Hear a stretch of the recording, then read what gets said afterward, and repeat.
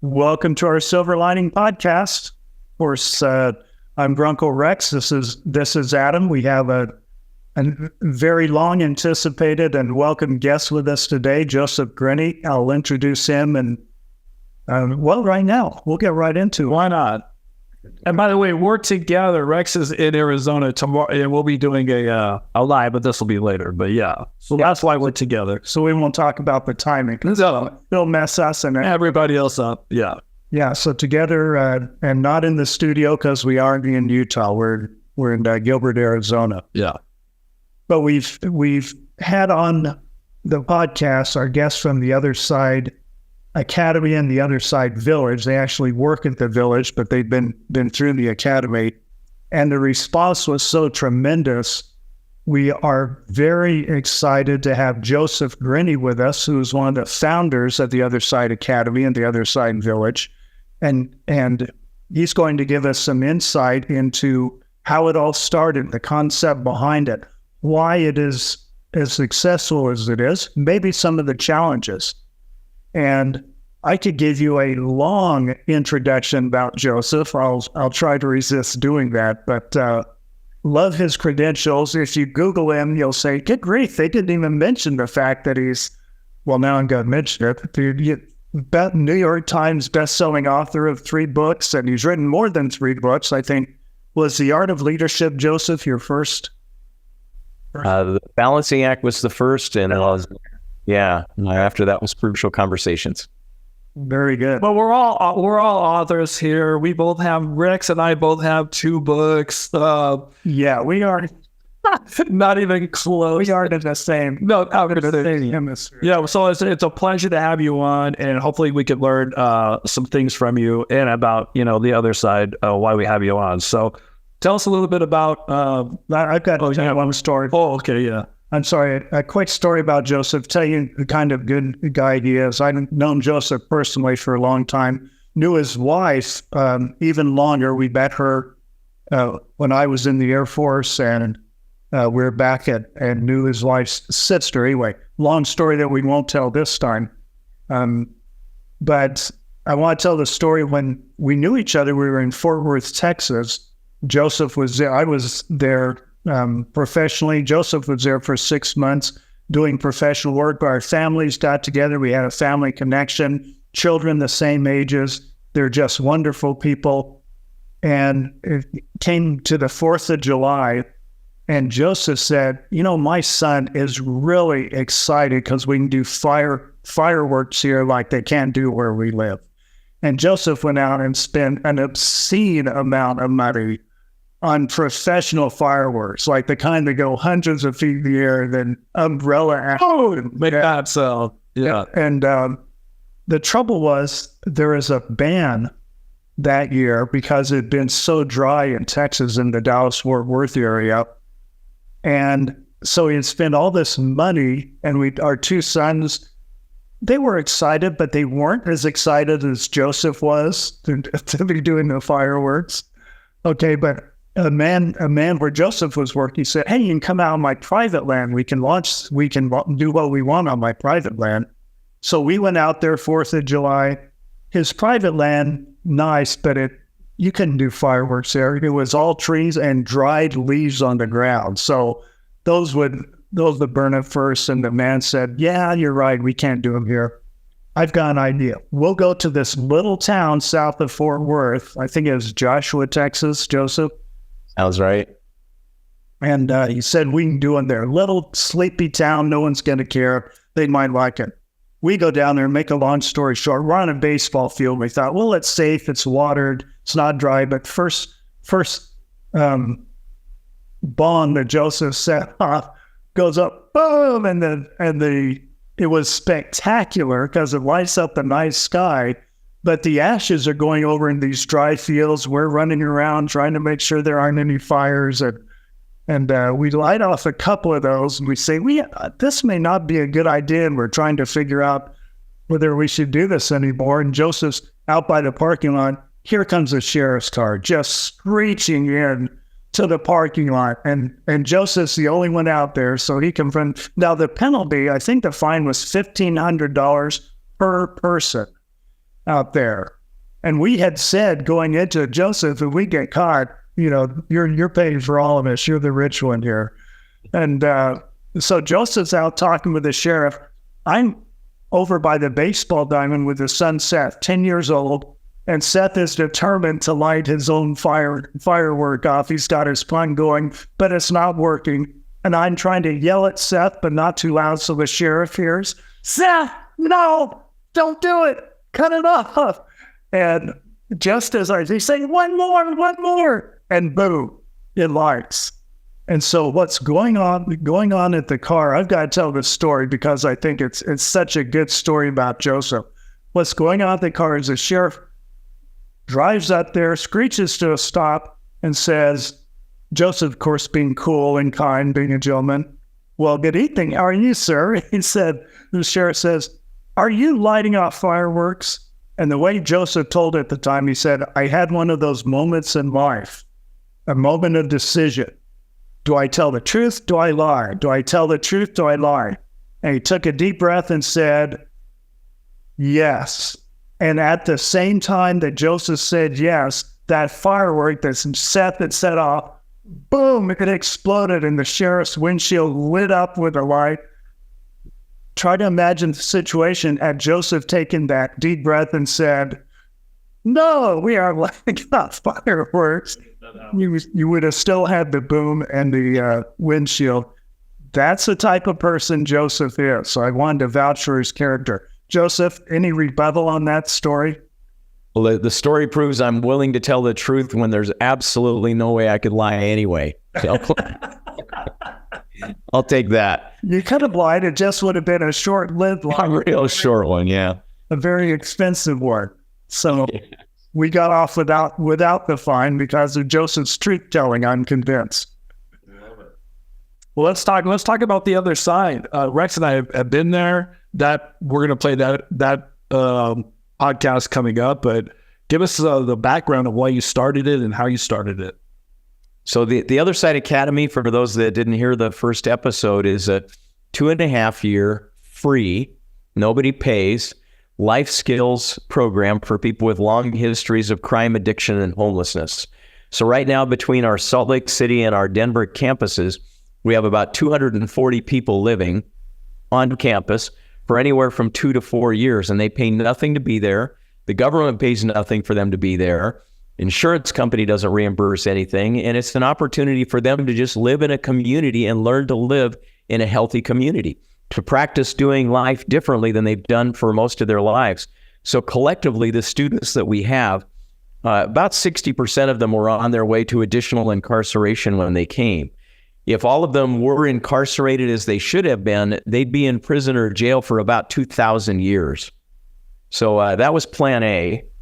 Plan B was to come to the Other Side Academy and learn a new way of living. And so that's what the place is. Now, since we take no money from anybody else, we have to support ourselves.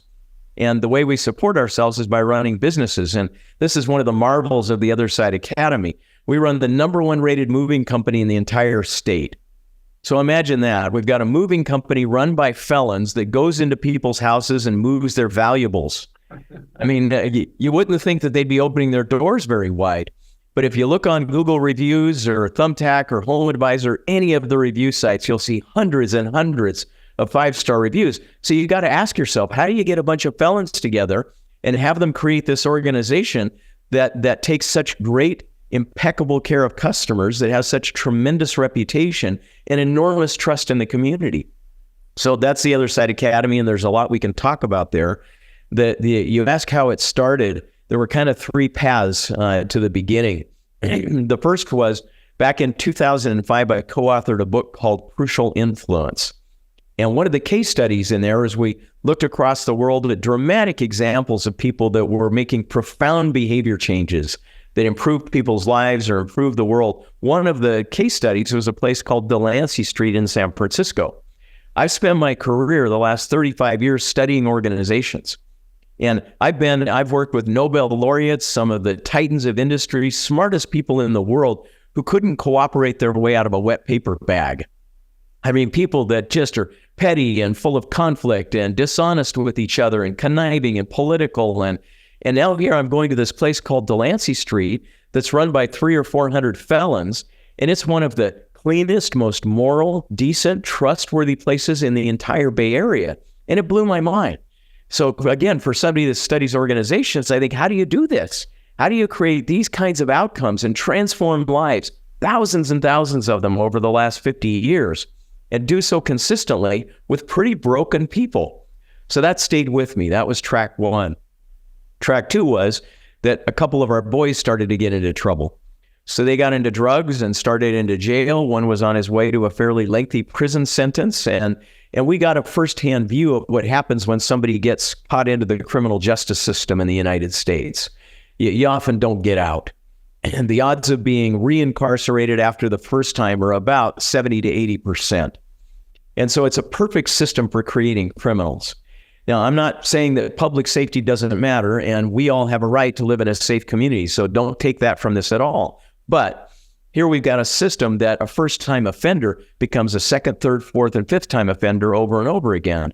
And so that started working on us. But the third, if it's okay for me to talk personally, you asked a personal question, so that's what you're going to get. My son had a cellmate one day that arrived and was facing about 15 years of prison time himself. He'd been in prison 4 times previously. While he was there, he had kind of a crisis in his life. He had wanted the police to kill him rather than get arrested this time because he had a car full of guns and forged documents and drug paraphernalia and drugs. And he knew he was going away for a very long time. Well, in this crisis, he turned to God and he prayed.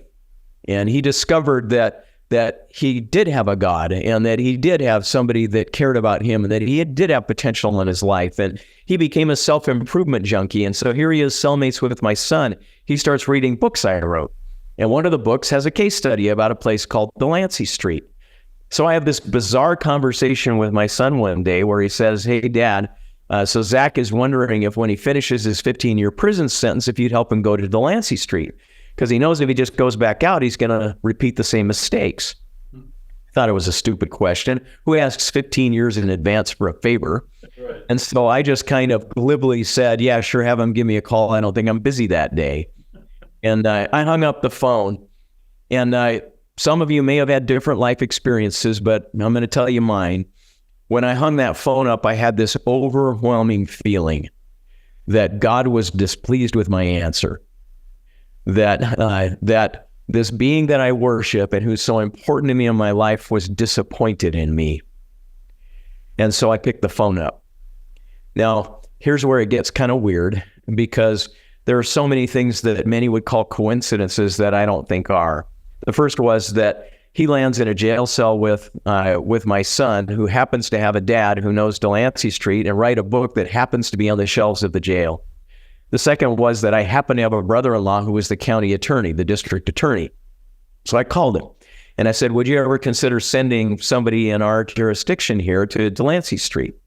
I told him a little bit about it and he says, "Absolutely." And I said, "Well, you got this guy named Zach."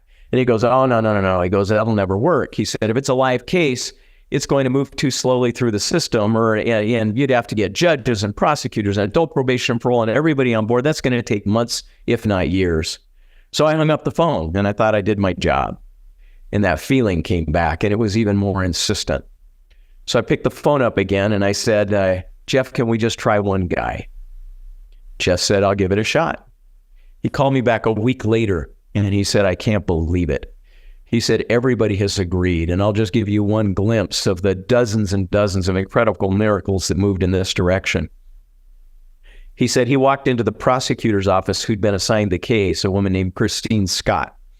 Christine was licking her lips when she saw this stack of felonies for Zach, because she had been a police officer years before the first time he'd been arrested. She said she always remembered Zach because he was so violent and out of control that she thought she'd have to draw her gun and kill him. So when she later became a prosecutor, the first time a Zach Fawcett case came in, she raised her hand and said, "Please give me that dirt bag. I'm going to lock him up for as long as I can." And case after case, as the years progressed, she was excited to prosecute him because she thought that was the best thing she could do for the state of Utah, is to take him off the street. And now she's got this stack of felonies and she just says, "Hip, hip, hooray." In walks Jeff and says, would you let him go to this 2-year program instead of 15 years in prison? She said her immediate response was, over my dead body. And Jeff read her body language and said, hey, it's your case. You got to do what you got to do. And he turned and walked out the door. She said, as the door swung shut, she had this overwhelming feeling that was the wrong answer. She got into her car. She drove to the jail. She visited with him, and she became his biggest support over the subsequent months as we fought to try to get him to Delancey Street. So that was the first inclination that something needed to be done. And the bottom line answer to the third reason that we started the Other Side Academy is that God told us to. If any of you ever visit the Academy or check it out online, I'm not this smart. And I don't think anybody's as smart as it would take to do something like this. The organization has grown. It's one of the most respected organizations in Utah. Hundreds of people have come through and transformed their lives. I don't know how to do that, but I know somebody who does, and that's who wanted this done. Wow. What a story. Oh, yeah, you got me. Wait, when Rex and I were there visiting, and you talked about, giving everybody a second chance in life. And my big question to a lot of people who are there at the Academy or the other side, I said, so what was your rock bottom? Because, and we talked about this in one of our podcasts, you have to hit rock bottom at some point in your life to be able to say, okay, no more, I got to go this way or my life's over. And a lot of people contemplate suicide when they hit rock bottom and all those things. So, some of the neighbors and some of the people that we talked to when we were at the other side talk about their rock bottom story, which most people in life, even if you aren't homeless or on drugs or whatever, you have a rock bottom moment in your life where you have to, change how you are. And changing is one of the hardest things that humans have to do when you're used to doing something. And so it really, some of the character building that has been going on there and the confidence that some of these homeless people and drug addicts that have come through there, it's amazing to see the difference in their lives and how much hope that they have while they're there. So I think what's ever going on in your place, the hope is like what I walked away with, like everybody here has hope. And that's my biggest thing is hope. And that's what they said when we interviewed them. What's the biggest benefit of coming in this program? They said, well, this is the first time I've had hope. After 30 years, 15 years, 20 years of whatever they were doing, it was the first time they had hope that this was going to work and they were going to be different from it. Yeah, and to respond to Adam's comment about rock bottom too, if you ask in more detail, our students will probably confess to you they've had about 20 rock bottoms, and they get lower and lower and lower. And the problem that we've got in society today is at those rock bottom moments, what we don't have is options available for people so that motivation can lead to real change. They were motivated other times for the most part. But then what happens is we send them to a 30-day program or a 60-day program. For crying out loud, if you've been shooting heroin for 20 years, that's your life. And you develop a lifestyle around it. You become a thief and a liar and a manipulator, and it affects how you show up in relationships. And your whole life is built around that. And so to send somebody to a 30-day program and have them fill out workbooks or talk to a therapist for a little while, not that the therapist isn't trying to help, but it's ludicrous to think that would help you fundamentally transform a life that long. And the sickness in our rehab system today is it's built based on a funding model rather than a therapy model. It's not built based on what does it really take to somebody who's a 25-year drug addict to change. It's built based on how much can mom and dad afford or how much will insurance reimburse. And that's perverse. And so the beauty at the Other Side Academy is when somebody comes and sits on our bench, they're not asked any questions about finances. We couldn't care less because they're going to support themselves. They're going to be part of our community that feeds itself and clothes itself and houses itself. And so the only thing we have to ask them is, are you really serious about change? That's how it ought to be. Well, Joseph, I have to ask the question that's on a lot of people's minds. It sounds like it's important to you that the insurance companies are paying, the government's not paying, that it's self-funding. Why is that so important to your vision and to the program here? Well, if you think about it, a long history of addiction, the kind of moral damage that it does, the primary moral damage is you start to become somebody who is incredibly selfish. It's all about you. And so it's ironic then that we say, all right, the way we're going to fix that problem, that you have a life that's built just around your immediate gratification, is we're going to have somebody else pay for you. It makes no sense at all. So it's critical, if you're really working on changing, that you start by taking responsibility that this is your problem. It's not the insurance company's problem. It's not mom and dad's problem or anything like that. You know, it may be that trauma and injustice, and it usually is the case, was part of how it got started. But by the time you turn 20 and 25 and 30 and 35, you're part of the problem too.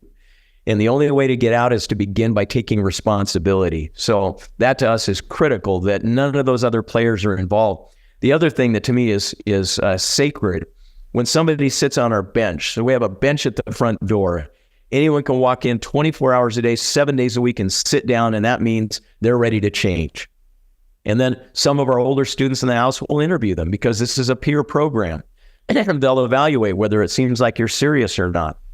And so when they come in and they're sitting in that interview chair, the sacred thing that we have to maintain is that the only thing that's on the minds of the interviewers is, will you work to change your life?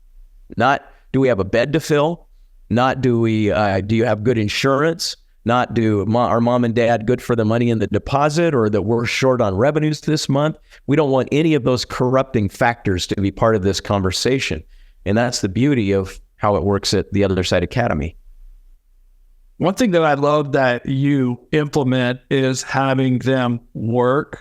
The word work, sometimes we think about, oh man, I got to get up and go to work. And when I retire, I don't have to work anymore. Then you see a bunch of people who retire and they don't have work. They don't have purpose. They get depressed. I think working is happiness. And I know some people, disagree, but in my experience, when you work or you have something to work forward to, and working really can provide a lot of self-confidence, happiness. So for you to have people actually go work and I think that's going to bring them happiness, like you said, instead of somebody just, oh, well, they're going to pay for this, so I'm just going to continue this way. But I don't know. What are your feelings on work?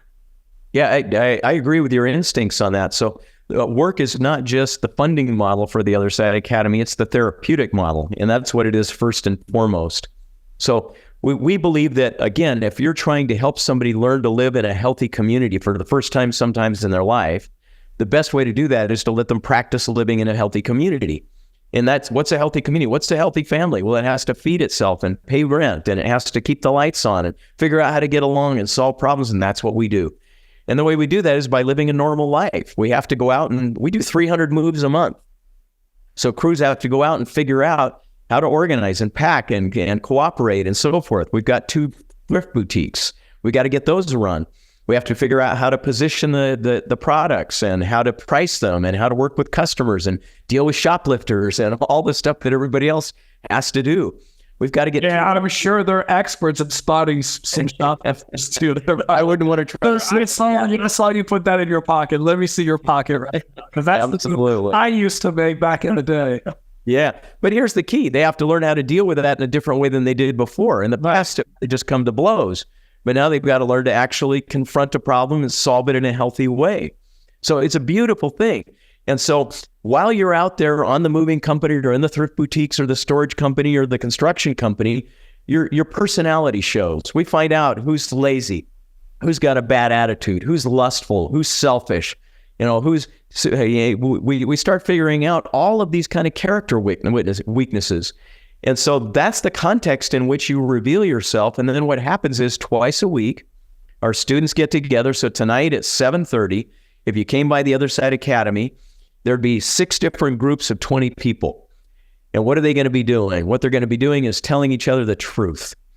They're going to be sharing with one another. So if one of the younger students was out on a move today for an attractive younger customer, and he kept sneaking glances at her and checking her legs out or something like that, there are going to be 15 other people in that group. They're going to let him have it about him putting our reputation at risk, about what a sleazy, creepy thing that is for him to do. He's going to hear it. And the most potent force for helping human beings change is social feedback. You and I are so hyper conscious of how others feel about us that is the most pivotal, powerful way to help people see themselves more honestly and then start to be motivated to change. If people have lost their conscience, the best way to reawaken a conscience is to live in a place where people are relentlessly honest with you about how you affect them. And if people do that, one of two things happens. Either you change or you leave. And by and large, at the Other Side Academy, they stay and they change. And they start to realize that, yes, I am lazy. Yes, I am dishonest. Yes, that is inappropriate for me to be checking out that woman rather than paying attention to my work. And so little by little, they start to develop character. So those are the two things we do. Work is a big part of it. That's part of it. But one of the primary reasons for work is just so that you get to see how you deal with stress and discomfort and temptation and all these other factors. So, Joseph, let me ask about professionals that are there. Are there professionals at work there? I'm talking professional counselors. And if so, what's their role? Because so much of this is the peer dynamic and the working, so you're working on yourself. Are there professionals, counselors involved? No. So the model is called a therapeutic community. And the idea in a therapeutic community is that the community is the therapist. We believe that for our population, that peers are superior in helping people spot the challenges they've got, in helping to create an involuntary sense of hope. And pay attention to that phrase, involuntary hope. So people come in often just to beat a prison sentence, but then they see somebody that they shared a jail cell with, and they recognize there's light in their eyes now. There's a spring in their step. They have purpose. They have self-respect, and so they start to recognize that something is possible for them that they never imagined before. And without even wanting to, they start to hope. They start to recognize there's another possible path. And that can't happen in a traditional therapeutic relationship. If you've got somebody who graduated from a big shot university that's got credentials and all that, and not to say there isn't a role for that. Many of our students have benefited from therapy in the past. But the real character change, the profound implementation of new habits in life, that generally comes when a community coaches and mentors and holds you accountable. And that's what happens at the Academy. So it's run exclusively by people who sat on the bench at one point, and now years later are leading the community. Well, one of the words we heard quite often at the Other Side Village when we visited was the word you just used, accountability. And everyone just sings that same tune because it's such a dynamic force in their life. Other than these group meetings that you mentioned, how else is that interspersed in the process? Yeah, it's one of the stunning things that you see there. You and I, Rex, we work with organizations, and most organizations, if you ask them if there's one thing that we could change here, what would it be? It would be people holding each other accountable, people actually confronting problems with each other and being honest when they have concerns. No organization in the world does it particularly well. Some do it better than others, but most of them stink. At the Other Side Academy, the lag time between a problem happening and a problem getting confronted is as close to zero as any place I've ever worked. And that's because on day one, you're told that there are three things expected of you: pull people up, pass information, and participate in the group. So the group we've already talked about, these feedback groups, but that first, pulling people up. When people arrive, they're told you have to practice 200% accountability. That means that you are 100% accountable for you being beyond reproach, but secondly, you're 100% responsible for everybody else you see. So if you see anything happen and you say nothing about it, you're basically killing your brother, you're killing your sister. Because if they get dirty and in trouble and they end up splitting because they don't want consequences that they're going to have coming to them, then you were part of that problem. And so you're expected to love them enough to confront the problem immediately when you see it.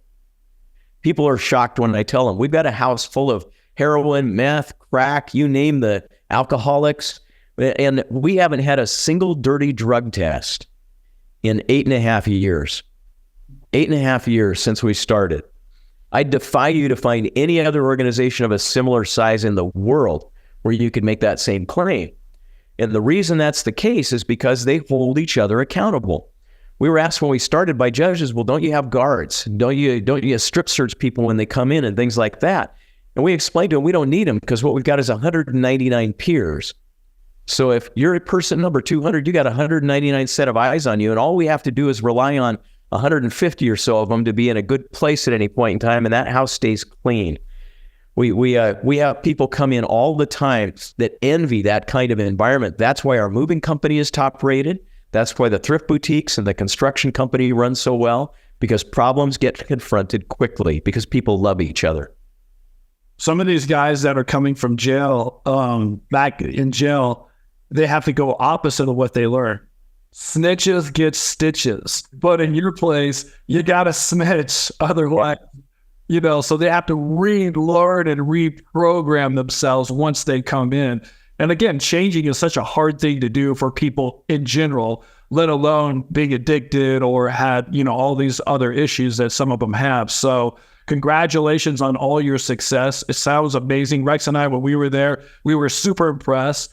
Even some of the guys were starting to grow different herbs that they'll be selling and stuff like that in the back room. So I don't know. I thought it was really good, and I'm super impressed with, Utah has this. I mean, I don't know how many other states or cities have it. I know Salt Lake is there, but is there any in the future to put your model into other places that could use it?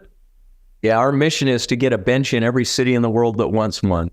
And so there's one in Salt Lake, there's one in Denver, there's one in Pennsylvania, there's one in Iowa, there's another one in northern Utah that we helped start. There's a group from Atlanta or from Alabama that we're just out that are committed to doing that. So we're happy to mentor and support anybody that's willing to try to create this kind of model, because there are tens and thousands of lives that are lost every year that shouldn't be lost for lack of this kind of an opportunity. Well, Joseph, here's the very positive problem you've created for us here in this podcast. Our optimists that are listening, we call them optimists for reasons I'll explain to you anytime you'd like. But they are very turned on right now by what you've been saying, and they want to know more because they have a brother, a son, a daughter. They have someone that needs this or needs the principles behind this. Where would you recommend they go? I know you've authored books, some of them with these specifics in them. Would you recommend they go there, or where else can they go for more of this type of information to help the people they love? Yeah, far be it from me to say don't buy my books. Go ahead and buy them. But no, if they've got somebody that needs help, go to theothersideacademy.com. and all the information will be there. So if somebody is considering committing to some sort of help, these conversations, this is why I'm enthusiastic about this conversation with the two of you, because somebody hears something and says something to someone, and then somebody from Oregon or Delaware or somewhere else ends up on our bench and a life gets saved. And so theothersideacademy.com is the best place to go for information. Well, Joseph, I hope you'll consider coming back on as we start fielding a lot of questions about this. You'll see a lot of the questions in the comments that you see there. Our podcast, Silver Lining Podcast, on YouTube or wherever you watch podcasts. But I hope you'll consider more interaction with us. I'm sure our optimists will be interested in that, and we'll be covering. Well, we'll be, as Adam said, showing our interviews from there, and I think it's going to generate a lot of interest. Well, I'm happy to be part of saving a life anytime I can. We can't thank you enough for being on here. Appreciate the opportunity. All right, comments. Just congratulations on your success, and and starting something so great for helping other people. We're all in it to help other people, and so I'm glad that we cross paths, and we'll hopefully again we'll cross paths again. Well, I'll leave you with one little vignette. You say congratulations. The best congratulations for me are just miracle moments. Just a few months back, I had the opportunity to be the justice of the peace at a wedding. And it was a wedding of a woman that came as a 20-year heroin addict, sat on our bench so broken and beaten that she couldn't even make eye contact with you. She was marrying another graduate that should have been in prison. And I got to conduct that wedding, and guess who the bridesmaids were? 7 beautiful women who should have been in prison, but instead were graduates of the Other Side Academy. 5 groomsmen, exactly the same story. And I looked at that and thought, I have the best life in the world. So yeah, I'm a lucky man. Thanks for sharing that with us.